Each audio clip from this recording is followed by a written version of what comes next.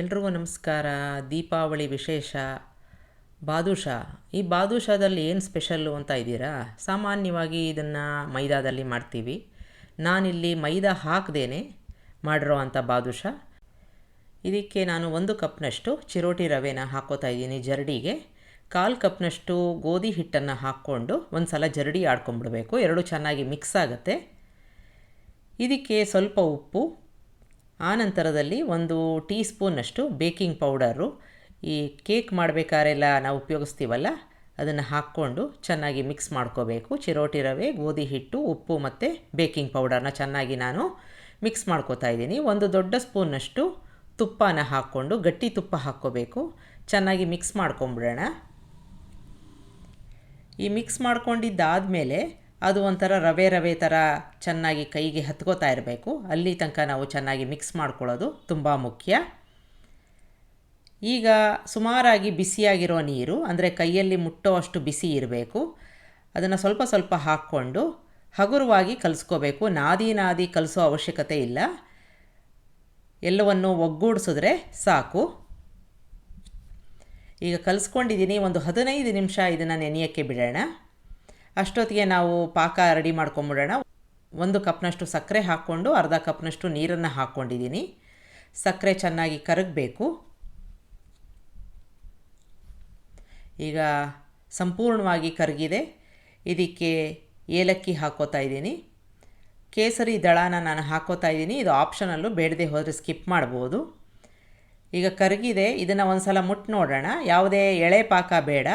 ಮುಟ್ಟು ನೋಡಿದಾಗ ಒಂಥರ ಎಣ್ಣೆ ಮುಟ್ಟದಂಗೆ ಆದರೆ ಸಾಕು. ಆ ಒಂದು ಹದಕ್ಕೆ ಬಂದಿದೆ ಅಂತ ಆದರೆ ಸ್ವಿಚ್ ಆಫ್ ಮಾಡ್ಕೊಂಬಿಡೋಣ. ಈಗ ನಮ್ಮ ಹಿಟ್ಟು ಕೂಡ ಚೆನ್ನಾಗಿ ನೆಂದಿದೆ.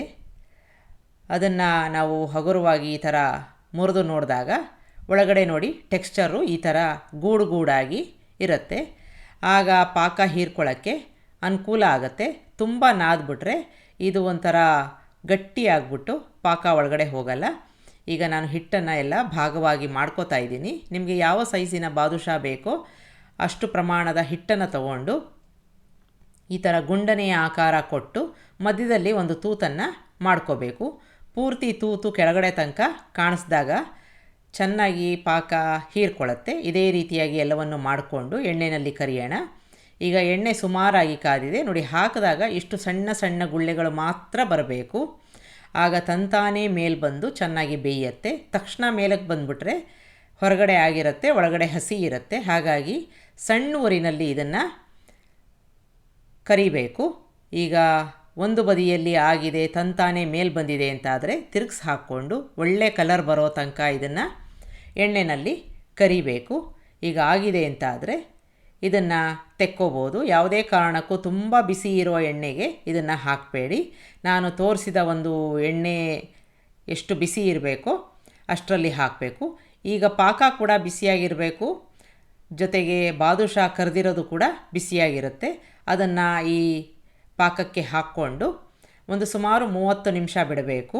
ತಣ್ಣಗಿರೋ ಪಾಕಕ್ಕೆ ಹಾಕಿದ್ರೆ ಒಳಗಡೆ ಪಾಕ ಹೋಗಲ್ಲ. ಆವಾಗ ಮೇಲೆ ಮಾತ್ರ ಸಿಹಿಯಾಗಿರುತ್ತೆ, ಒಳಗಡೆ ಅದೇ ರೀತಿಯಾಗಿ ಹಿಟ್ಟು ಇರುತ್ತೆ, ಸಿಹಿ ಇಲ್ಲದೆ ಇರೋ ಅಂಥ ಹಿಟ್ಟಿರುತ್ತೆ. ಈಗ 30 ನಿಮಿಷ ಬಿಟ್ಟಿದ್ದೀನಿ.